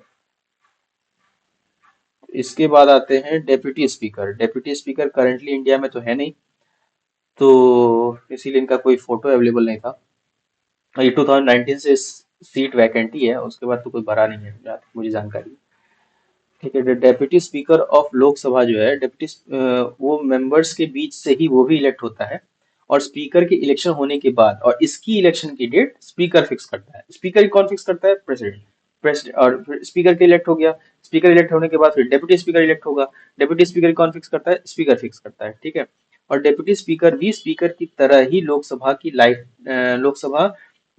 लाइफ टाइम तक अपने पोस्ट पर रहता है, लेकिन लेकिन तीन कंडीशंस पे उससे पहले भी रिजाइन कर सकता है। पहला, लोकसभा की उसकी मेंबरशिप खत्म हो जाए। दूसरा, स्पीकर को रेजिग्नेशन लिख करके दे दे। यानी डेप्यूटी स्पीकर रिजाइन करता है स्पीकर को, और लोकसभा के मेजोरिटी रिजोल्यूशन से रिमूव हो जाए डेप्यूटी स्पीकर। ठीक है। और एक कन्वेंशन चला आ रहा है, पहले जो था कि पहले ये था कि स्पीकर और डेप्यूटी स्पीकर एक ही पार्टी से होते थे, पर फिर ये बाद में एक कन्वेंशन डेवलप हुआ लोकसभा में कि स्पीकर जो है वो मेजोरिटी पार्टी से रहेगा, और डेप्यूटी स्पीकर जो रहेगा वो अपोजिशन पार्टी से रहेगा। ठीक है। अभी फिलहाल तो डेप्यूटी स्पीकर है ही नहीं। ठीक। और इसकी जो रोल्स एंड पावर्स है, स्पीकर की सीट खाली होने पे या स्पीकर के एब्सेंट होने पे ही डेप्यूटी स्पीकर स्पीकर की तरह काम करता है और उसके सारे पावर्स यूज करता है। ठीक। सीट खाली होने पे और एब्सेंट होने पे। ठीक है ना। तो वैकेंसी एंड एब्सेंस, ये दो बड़े टर्म्स हैं, ये भी याद रखना। ठीक। फिर जब जॉइंट सेशन अगर पार्लियामेंट का चल रहा है, लोकसभा राज्यसभा जिसमें साथ में मिलकर बैठती हैं, तो उस केस में भी अगर स्पीकर एब्सेंट हो तो डेप्यूटी स्पीकर प्रिसाइड करता है। ठीक है। तो डेप्यूटी स्पीकर जो है वो स्पीकर का जूनियर नहीं होता, वो डायरेक्टली हाउस के प्रति अकाउंटेबल है। ठीक। और डेप्यूटी स्पीकर जब भी किसी पार्लियामेंट्री कमेटी का मेंबर बनता है तो ऑटोमेटिकली उसका चेयरमैन बन जाता है, ये याद रखना। स्पीकर भी तीन कमिटीज ऐसी होती हैं जिसके चेयरमैन रहते हैं। तो वो तीन कमिटीज कौन सी हैं, जब हम कमिटीज पढ़ेंगे पार्लियामेंट में तब बताऊंगा मैं। ठीक। और डेप्यूटी स्पीकर जो है वो भी किसी पार्लियामेंट्री कमेटी का अगर मेंबर बनता है तो ऑटोमेटिकली उसका चेयरमैन बन जाता है। अगर उस कमेटी का मेंबर अगर स्पीकर है तब तो नहीं बनेगा, अगर स्पीकर नहीं है तो ऑटोमेटिक वो चेयरमैन बन जाता है। तो आप देख सकते हो कितना इंपॉर्टेंट पोर्टफोलियो है ये डेप्यूटी स्पीकर का। फिर इसके वोटिंग राइट्स के बारे में बात करते हैं कि जब हाउस को प्रिसाइड कर रहा हो तो पहले वो वोट नहीं दे सकता। ठीक है। तो उस केस में उसकी कास्टिंग वोट रहेगी। कास्टिंग वोट क्या होती है? जब इक्वल वोट्स हो जाते हैं तो जो तब वो किसी केस में अगर स्पीकर या डेप्यूटी स्पीकर वोट डालता है, और फिर डिसीजन जिस तरफ डिसीजन मुड़ जाए उसके वोट के देने की तरफ, तो उसे ही कास्टिंग वोट कहते हैं। समझ रहे हो आप? अब जरा थोड़ा डेप्यूटी स्पीकर और स्पीकर के हिस्टोरिकल बैकग्राउंड की थोड़ा मैं समझा देता हूँ कि ये जो पोस्ट ओरिजिनेट हुई थी 1921 में। ठीक है। गवर्नमेंट ऑफ इंडिया एक्ट 1919 के अंडर स्पीकर और डेप्यूटी स्पीकर की सिस्टम शुरू हुई है, और तब इन्हें प्रेसिडेंट और डेप्यूटी प्रेसिडेंट कहा जाता था। ठीक है। फिर 1925 में यानी 1925 में विट्ठल भाई पटेल जो पहले इंडियन और इलेक्टेड स्पीकर बने थे। पहला इंडियन इलेक्टेड स्पीकर कौन था? विट्ठल भाई पटेल, 1925 में। फिर 1935 में गवर्नमेंट ऑफ इंडिया एक्ट ने नॉमेनक्लेचर चेंज करके स्पीकर और डेप्यूटी स्पीकर किया। ठीक है। लेकिन ये 1947 तक इम्प्लीमेंट नहीं हुआ। फिर 1946 से 56 के बीच में जीवी Mavalankar constituent assembly, provisional parliament और लोकसभा के पहले स्पीकर थे। किन किन चीज के? तीन चीजों के, कॉन्स्टिट्यूएंट असेंबली के भी, प्रोविजनल पार्लियामेंट के भी, और लोकसभा के भी। वो पहले स्पीकर थे। ठीक है। उन्होंने 10 साल तक ये पोस्ट संभाली। उसके बाद फर्स्ट डेप्यूटी स्पीकर कौन था? अनंत सय्यनम अय्यंगर। ठीक है, ये पहले डेप्यूटी स्पीकर थे इंडिया के। तो यहाँ पे हमारा ये हिस्टोरिकल कॉन्टेक्स्ट इसका दोनों पोस्ट का खत्म होता है। फिर अगला आता है presiding officers of the parliament में पैनल ऑफ चेयरपर्सन्स। ये भी काफी इंपॉर्टेंट है। इसमें क्या होता है, इसमें स्पीकर जो है लोकसभा के मेंबर से मैक्सिमम 10 लोग को नॉमिनेट करते हैं, और इनमें से कोई भी स्पीकर या डेप्यूटी स्पीकर की नॉन अवेलेबिलिटी में हाउस को प्रिसाइड करता है। एब्सेंस में प्रिसाइड करता है, वैकेंसी में नहीं। ठीक है, याद रखना, एब्सेंस में प्रिसाइड करता है ये पैनल ऑफ चेयरपर्सन। उसमें से भी जो सबसे सीनियर मोस्ट रहेगा पहले वो प्रिसाइड करेगा। मान लो सीनियर मोस्ट वाला पर्सन भी उस दिन एब्सेंट हो गया, फिर दूसरा सेकंड सीनियर मोस्ट, फिर वो भी एब्सेंट हो गया, फिर तीसरा सीनियर मोस्ट, फिर चौथा, तीसरा भी एब्सेंट हो गया तो चौथा, फिर पांचवा, ऐसे करके 10 लोग। ठीक है। अगर किसी के दिमाग में ये आ रहा है कि 10 एब्सेंट हो जाए स्पीकर और डेप्यूटी स्पीकर, तो ऐसा नहीं होता है, ऐसा अभी तक तो नहीं हुआ है। ठीक है, उस केस में प्रेसिडेंट फिर नॉमिनेट करेगा, हाउस कोई किसी एक को नॉमिनेट कर देता है। ठीक। उसके बाद में फिर स्पीकर प्रोटेम की बात। स्पीकर प्रोटेम जो है, हर नए इलेक्शन के बाद पिछले लोकसभा का स्पीकर नए हाउस की पहली मीटिंग से पहले अपना पोस्ट वैकेट कर देता है। ठीक है, ये तो बताया था, क्योंकि वो जैसे हाउस डिसॉल्व होगा तुरंत वो भी नहीं छोड़ देता है, वो तभी छोड़ता है जब पहली मीटिंग होती है। ठीक है, इस वक्त के लिए प्रेसिडेंट एक स्पीकर प्रोटेम अपॉइंट करते हैं। कौन अपॉइंट करते हैं? प्रेसिडेंट। याद रखना, स्पीकर प्रोटेम प्रेसिडेंट अपॉइंट करता है। ठीक। और स्पीकर कौन करता है? स्पीकर तो इलेक्टेड होता है। ठीक। जो जनरली हाउस का सबसे सीनियर एमपी होता है। स्पीकर प्रोटेम कौन रहेगा? जो सबसे सीनियर एमपी रहेगा। ठीक है। और जो प्रेसिडेंट स्पीकर प्रोटेम को ओथ दिलाते हैं, और फिर स्पीकर प्रोटेम जो है बाकी मेंबर्स को ओथ दिलवाता है। यानी स्पीकर प्रोटेम का काम क्या होता है? वो ओथ दिलवाने का काम होता है कि जितने भी नए मेंबर्स हैं उनको फिर स्पीकर को फिर स्पीकर की इलेक्शन कंडक्ट कराना। ठीक है, तो ये काम होता है स्पीकर प्रोटेम का। और जैसे ही नया स्पीकर इलेक्ट होता है, स्पीकर प्रोटेम का रोल खत्म हो जाता है और वो पोस्ट वही डिसॉल्व हो जाती है। तो ये एक टेम्पररी पोजीशन है। ठीक है, जिस जो सिर्फ कुछ दिनों के लिए रहती है, लंबा टाइम नहीं रहता। बस जिस जब तक नया स्पीकर ना आ जाए और पुराना स्पीकर छोड़ के आता है, नया स्पीकर के आने तक उसी बीच तक स्पीकर प्रोटेम की पोजीशन रहती है। उसके बाद स्पीकर मूव करते हैं पार्लियामेंट में अगले राज्यसभा पे। राज्यसभा का जो प्रिसाइडिंग ऑफिसर होता है उसको चेयरमैन बुलाया जाता है। ठीक। ये जो चेयरमैन होता है वो एक्चुअली इंडिया के वाइस प्रेसिडेंट ही होते हैं। मतलब वाइस प्रेसिडेंट को ही एक्स ऑफिशियो चेयरमैन बना दिया जाता है राज्यसभा का। अच्छा, अब एक इंटरेस्टिंग बात यह है कि अगर वाइस प्रेसिडेंट कभी प्रेसिडेंट का काम संभालता है तो उसकी ड्यूटीज फुलफिल कर रहा होता है, अगर प्रेसिडेंट की ड्यूटीज फुलफिल कर रहा होता है, तो उस वक्त चेयरमैन का रोल वो नहीं निभाते हैं। उस समय वो कंप्लीटली प्रेसिडेंट के ही रोल निभाते हैं। प्रेसिडेंट के ही पावर्स और सब कुछ उनको प्रेसिडेंट के का ही मिलता है। ठीक है। तो वही है, सबसे पहला लाइन वही लिखा है, vice president VP is ex officio chairman of Rajya Sabha and he is not member of Rajya Sabha. हाँ, दूसरी इंपॉर्टेंट चीज को राज्यसभा के मेंबर नहीं होते हैं। ठीक। वो वाइस प्रेसिडेंट होते हैं। वाइस प्रेसिडेंट का अलग सिलेक्शन होता है, राज्यसभा के मेंबर्स में से वो चुन के नहीं आते। जैसे लोकसभा में जो स्पीकर होता है वो लोकसभा का ही मेंबर होता है, लेकिन राज्यसभा में ऐसा नहीं होता। ठीक। और दूसरा लाइन वही लिखा है, during the time vice president acts as president और discharges functions of president, he she does not perform the function of chairperson. ठीक है। इनका रिमूवल तभी पॉसिबल होता है जब वाइस प्रेसिडेंट का ही रिमूवल हो ऑफिस से। ठीक है, वाइस प्रेसिडेंट का रिमूवल कैसे होगा? जब हम वाइस प्रेसिडेंट चैप्टर पढ़ेंगे तब मैं आपको डिटेल में इस प्रोसेस को समझाऊंगा। ठीक है, अभी ऐसे ही समझो कि अगर आपको राज्यसभा के चेयरमैन को हटाना है तो उसके लिए वाइस प्रेसिडेंट को ही हटाना पड़ेगा। ठीक, तभी राज्यसभा का चेयरमैन हटेगा। अब चेयरमैन के पावर्स और फंक्शन वैसे तो स्पीकर जैसे ही अ, होते हैं, लेकिन जैसे लोकसभा में स्पीकर को मिलता है वैसे ही पावर्स एंड फंक्शंस चेयरमैन को भी राज्यसभा में मिलते हैं। लेकिन स्पीकर के पास दो एक्स्ट्रा पावर होती है जो चेयरमैन के पास नहीं होती है। सबसे पहला ये होता है कि स्पीकर डिसाइड करता है कि कोई भी बिल मनी बिल रहेगा या नहीं रहेगा, या फिर वो बिल का नेचर कैसा होगा। ठीक है, और उस पे उसका डिसीजन जो होता है, स्पीकर का डिसीजन जो होता है वो फाइनल होता है। ठीक। और दूसरा जो उसके पास स्पेशल पावर होती है चेयरमैन के पास जो नहीं होती है, कि जब दोनों हाउस के जॉइंट सिटिंग होता है, यानी पार्लियामेंट के बोथ द हाउसेस, लोकसभा और राज्यसभा का जब जॉइंट सिटिंग होगा, तो उसको स्पीकर ही लीड करता है, चेयरमैन नहीं लीड करता। ठीक। अगला इनके वोटिंग का पावर देख लेते हैं कि स्पीकर की तरह इनके पास पहले बार वोट करने का पहले बार पहले स्टैंड में वोट करने की फैसिलिटी नहीं होती है, मतलब वो सुविधा नहीं होती इनके पास कास्टिंग वोट करने की सुविधा होती है। कास्टिंग वोट क्या, जैसे इक्वालिटी ऑफ वोट्स हो जाए, जैसे कोई लेजिस्लेशन प्रस्तुत किया गया है पार्लियामेंट में, लोकसभा या सॉरी कोई लेजिस्लेशन प्रस्तुत किया गया है राज्यसभा में, तो कास्टिंग वोट के केस में क्या होता है कि जैसे अब दो मोशंस चलते हैं, या तो फिर उसके फेवर में चलेंगे या उसके अगेंस्ट में चलेंगे।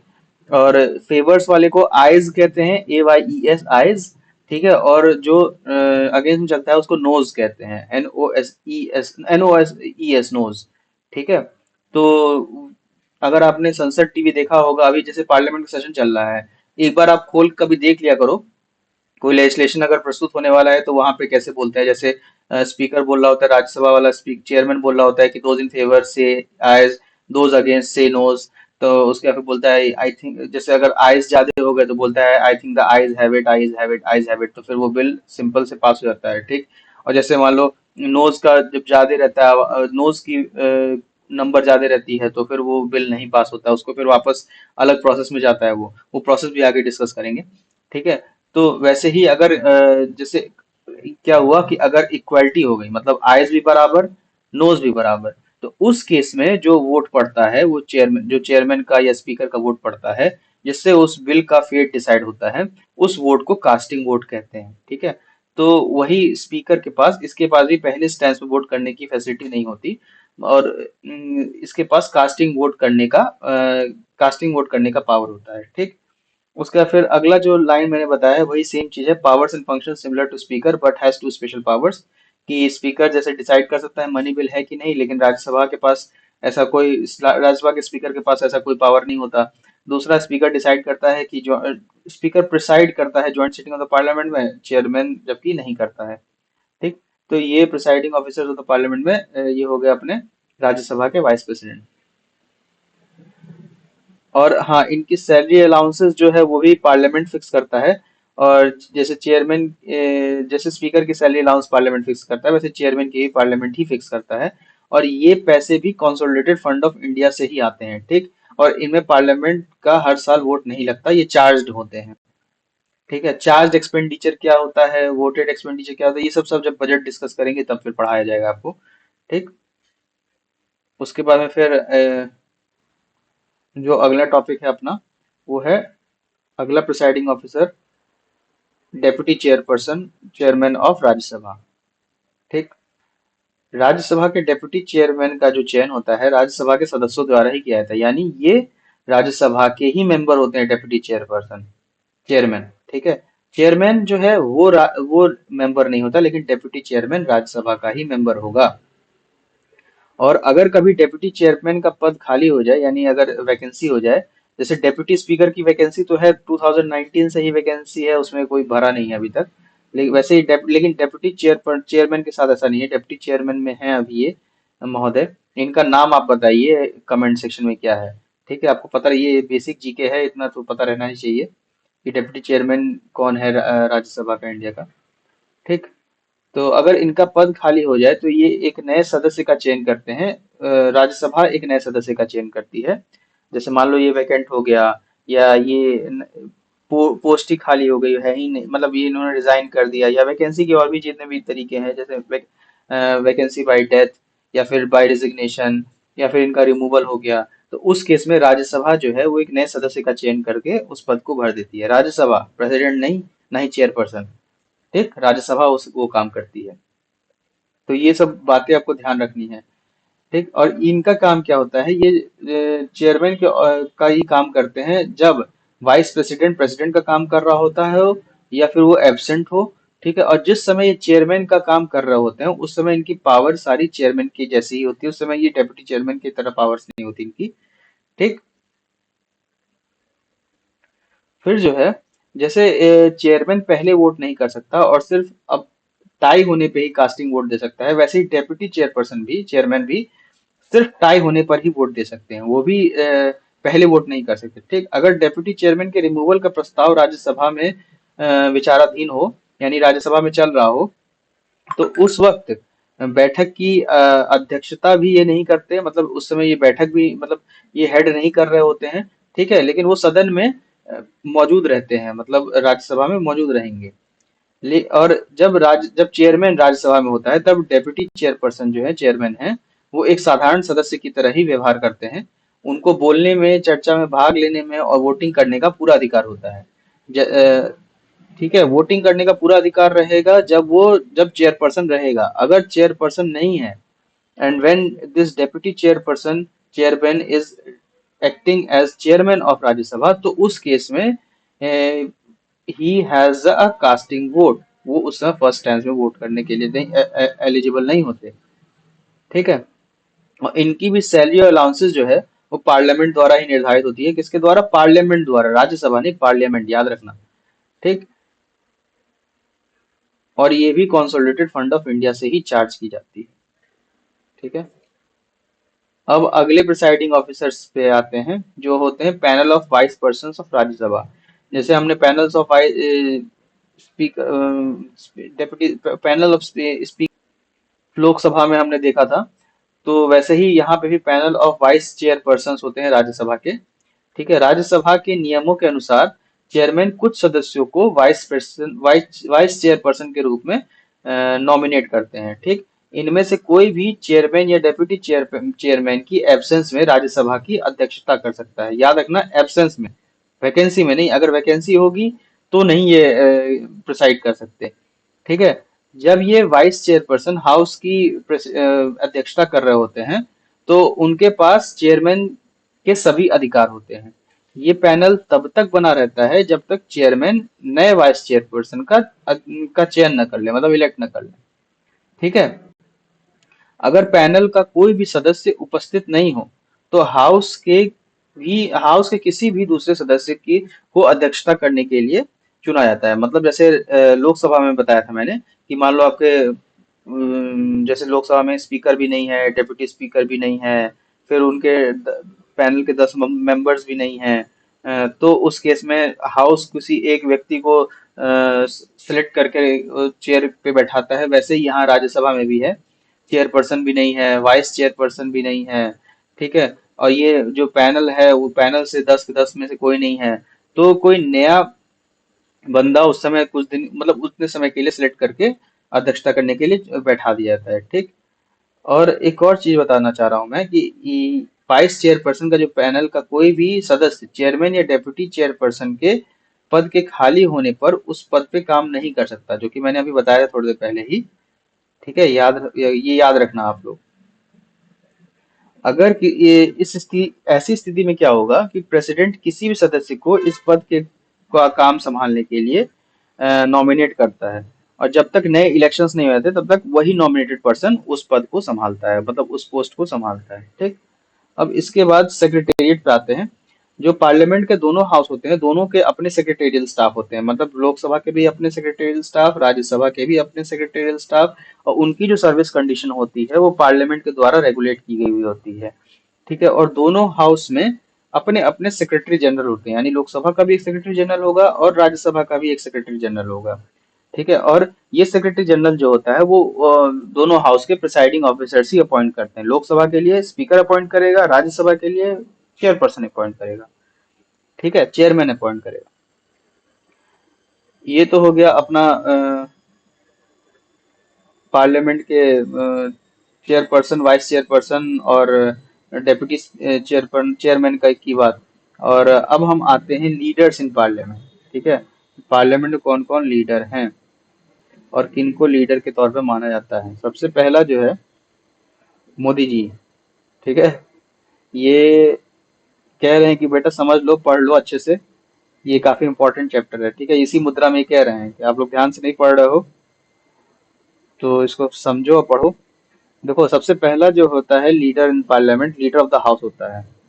लोकसभा के रूल्स के अंदर लीडर ऑफ हाउस जो होता है प्राइम मिनिस्टर होता है, अगर वो लोकसभा से चुन करके आया हुआ है।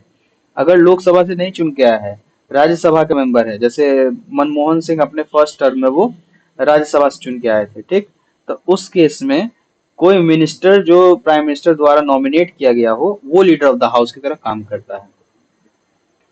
ठीक। उसके बाद ये हो लीडर ऑफ अपोजिशन। ये अभी लीडर ऑफ अपोजिशन तो पता ही होगा, राहुल गांधी जी हैं। ठीक। लीडर ऑफ अपोजिशन का दोनों हाउस में रिप्रेजेंट रहते हैं, लोकसभा में भी राज्यसभा में भी। ठीक। लीडर ऑफ अपोजिशन का मेन फंक्शन क्या होता है, एक कंस्ट्रक्टिव क्रिटिसिज्म प्रोवाइड करना पॉलिसी, गवर्नमेंट की पॉलिसीज में, और उनके लूप होल्स को पॉइंट आउट करना, और सॉरी, लूप होल्स को पॉइंट आउट करना, ताकि कि एक गवर्नमेंट अच्छे से काम कर सके। ठीक है। एरर फ्री होकर के काम कर सके, और मिनिमम एरर्स के साथ होकर काम सके कर सके। एरर फ्री तो नहीं होता है, लेकिन हाँ मिनिमम एरर्स के साथ काम कर सके, और लोगों की समस्याएं ज्यादा से ज्यादा सुनी जाए। ठीक है। तो ये काम होता है लीडर ऑफ अपोजिशन का। और लीडर ऑफ अपोजिशन को जो स्टैट्यूटरी स्टेटस अकॉर्ड हुआ था वो 1977 में, under salaries and allowances of leader of opposition in parliament act. ठीक है, 1977 इसके अंतर्गत उनको स्टैट्यूटरी स्टेटस मिला था। और 1969 में ऑफिशियली लीडर ऑफ अपोजिशन को रिकॉग्नाइज किया गया था पहली बार। ठीक है। पहली बार कब रिकॉग्नाइज किया गया था, 1967 में, और स्टैट्यूटरी स्टेटस मिला है उनको 1977। तो इससे क्या पता चलता है कि लीडर ऑफ अपोजिशन जो है वो कॉन्स्टिट्यूशनल पोस्ट नहीं है। ये ध्यान रखोगे आप, वो स्टैट्यूटरी पोस्ट है। ठीक। स्टैट्यूटरी पोस्ट और कॉन्स्टिट्यूशनल पोस्ट में क्या डिफरेंस है ये भी बताऊंगा मैं, पर आगे के लेक्चर्स में। अभी फिलहाल के लिए ये समझो कि वो स्टैट्यूटरी पोजीशन होती है और कॉन्स्टिट्यूशनल पोजीशन नहीं होती है लीडर ऑफ अपोजिशन की। और इससे रिलेटेड एक क्वेश्चन भी आया है 2019 या 20 में शायद आया हुआ है। वो आप देखो कौन सा है, वो प्रीवियस ईयर क्वेश्चन की जब सीरीज चल रही है उसमें ही बताया ही गया है, मैडम ने बताया है। तो आप उसको थोड़ा ध्यान से देखो। ठीक है। उसमें आपको मिल जाएगा वो क्वेश्चन, उसको सॉल्व करने की कोशिश करो।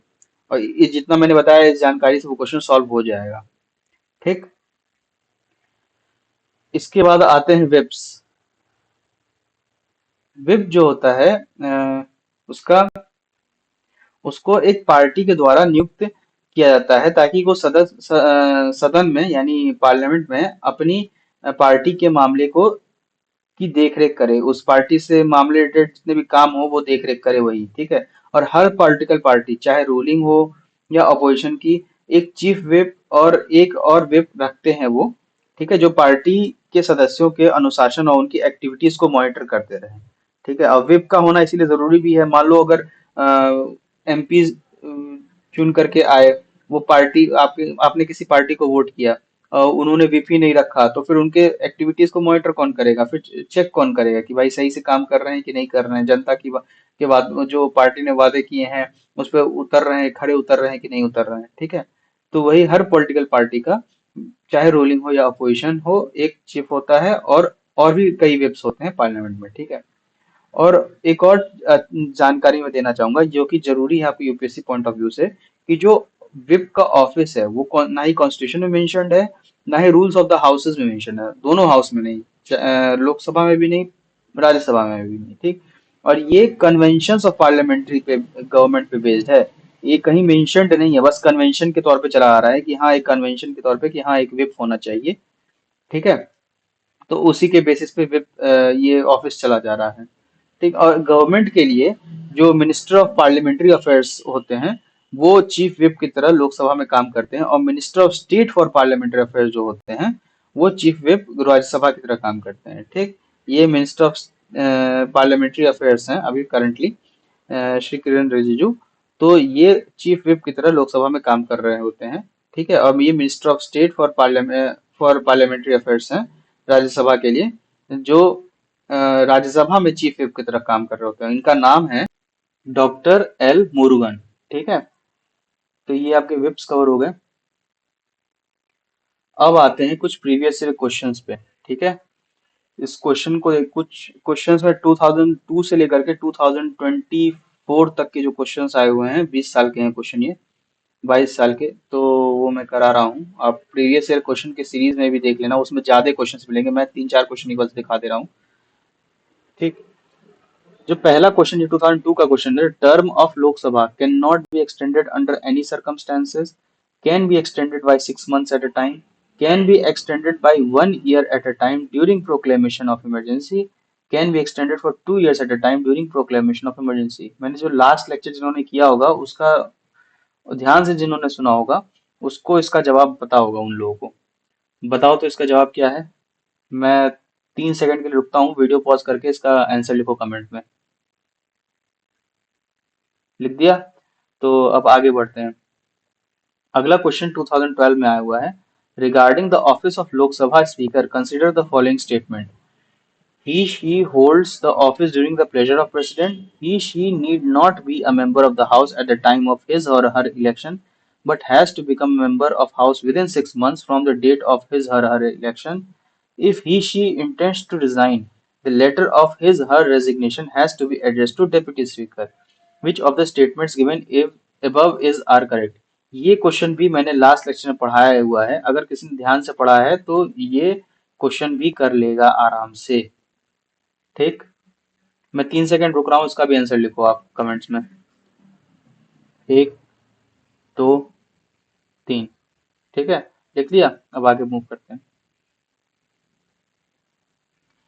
फिर ये 2022 का ये क्वेश्चन है। With reference to Deputy Speaker of Lok Sabha, consider the following statements. As per the rules of procedure and conduct of business in Lok Sabha, the election of Deputy Speaker shall be held on such a date as the Speaker may fix. दूसरा statement है, there is a mandatory provision that election from candidate as deputy speaker of Lok Sabha shall be from either principal opposition party or the ruling party. फिर तीसरा statement है, the deputy speaker has the same power as of the speaker when presiding over the sitting of the house and no appeal lies against his rulings. चौथा statement है, the well established parliamentary practice regarding the appointment of deputy speaker is that the motion is moved by the speaker and duly seconded by the prime minister। अब इसमें से आपको बताना है कौन कौन से स्टेटमेंट्स करेक्ट हैं। 1 और 3, स्टेटमेंट 1, 2 या 3, स्टेटमेंट 3 और 4, स्टेटमेंट 2 और 4।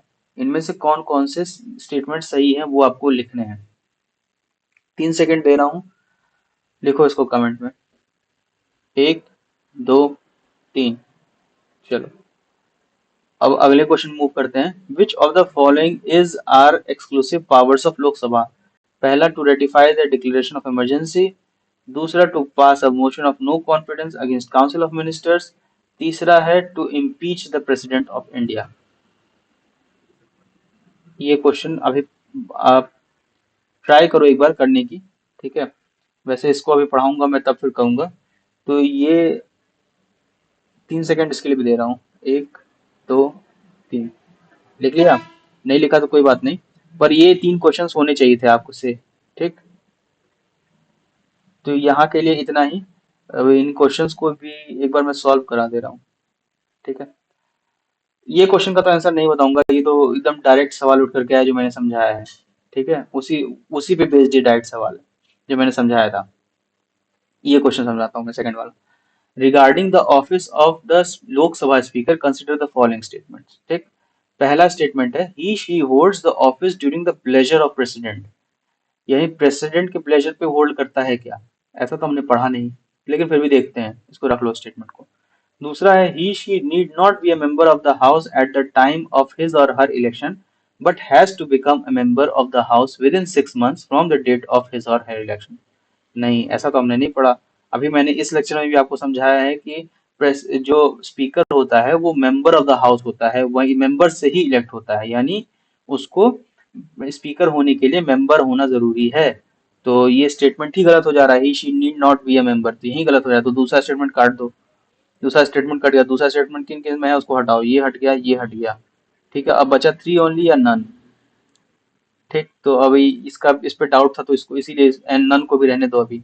If he she intends to resign, the letter of his or her resignation has to be addressed to deputy speaker. हाँ, ये भी मैंने बताया है जो पहले लेक्चर में कि हाँ, जो स्पीकर होता है वो डेप्यूटी स्पीकर को डिजिग्नेशन देता है। ठीक, तो तीसरा स्टेटमेंट सही है। तो सिर्फ तीसरा स्टेटमेंट ही सही है, तो सिर्फ तीसरा ही डालोगे। ठीक है, क्योंकि तीसरा स्टेटमेंट सही है। ऐसा तो है नहीं कि सारे स्टेटमेंट गलत हैं, तो इसीलिए सारे स्टेटमेंट गलत नहीं, तो इसलिए ये भी कट गया। तीसरा बस सही है और ये दो तो हमने काट ही दिए थे, तो बस बचा 3 ओनली। देखा कैसे एलिमिनेशन से कैसे हो रहा है। तो ये तरीका ऐसे आप ट्राई करो, प्रैक्टिस करो, जितना प्रैक्टिस करोगे उतना आपको आसानी होगी क्वेश्चंस करने में। और बाकी जो ट्रिक्स रिलेटेड है वो आपको वहां पे बताया ही जा रहा है PYQ से रिलेटेड। अब अगले क्वेश्चन पे आते हैं। With reference to deputy speaker of Lok Sabha, consider the following statements. As per the rules of procedure, the conduct of business in Lok Sabha and election of deputy speaker shall be held on such a date as speaker may fix. Acha. There is a mandatory provision that election of a candidate as deputy speaker of Lok Sabha shall be either principal opposition party or the ruling party. अच्छा, ऐसा mandatory provision तो नहीं है, तो इसको काट दो। दूसरा स्टेटमेंट कट गया। दूसरा विच of the statement is correct पता करना है ना। दूसरा स्टेटमेंट कट गया, ये दोनों पॉइंट्स, ये दोनों ऑप्शन ऐसे ही एलिमिनेट हो गए। फिर बचा 1 and 3 ओनली और 3 and 4 ओनली। तो अब इससे हमें क्या, इससे हमें ये पता चल रहा है कि तीसरा स्टेटमेंट तो पक्का सही है, तो उसको पढ़ने की जरूरत नहीं, हटाओ। पहला स्टेटमेंट पे डाउट था, चौथा स्टेटमेंट पढ़ते हैं। The well established parliamentary practice regarding appointment of deputy speaker is that motion is moved by speaker and duly seconded by prime minister. ऐसा पढ़ा है क्या? नहीं, प्राइम मिनिस्टर सेकंड करे ना करे उससे क्या फर्क पड़ता है। ठीक, तो चौथा स्टेटमेंट कट गया। बचा कौन सा? बस अपने पास ए ही बचा, तो option A is the correct answer. ठीक है, तो ये हो गया क्वेश्चन अपना सॉल्व। और ये वाला क्वेश्चन हम पढ़ेंगे जब आगे लेक्चर्स में, तब मैं बता दूंगा कैसे करना है इसको, लेकिन चलो मैं बता ही देता हूँ। Which of the following are exclusive powers of Lok Sabha? Ratify declaration of emergency to pass. नहीं नहीं, जब इमरजेंसी और ये सब नो कॉन्फिडेंस मोशन पढ़ाऊंगा तभी क्वेश्चन सॉल्व करने में थोड़ा ज्यादा मजा आएगा। अभी नहीं पढ़ाऊंगा, बताऊंगा इसको। ठीक है, ये दोनों क्वेश्चंस मैंने बता दी, ये वाला नहीं बताया, ये आपको ही ऑप्शंस, इसका आंसर आपको खुद ही देना है, मैं बताने वाला भी नहीं इसका आंसर। ठीक है, तो यहाँ